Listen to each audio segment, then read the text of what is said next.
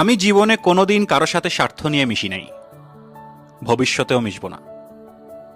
কাউকে যদি সম্মান দিয়ে থাকি, ভালো ব্যবহার করে থাকি, ভালোবেসে থাকি, তাহলে সেটা সবসময় মন থেকে নিঃস্বার্থভাবেই ছিল, কারণ সেই মানুষগুলো সেটা অর্জন করে নিয়েছে।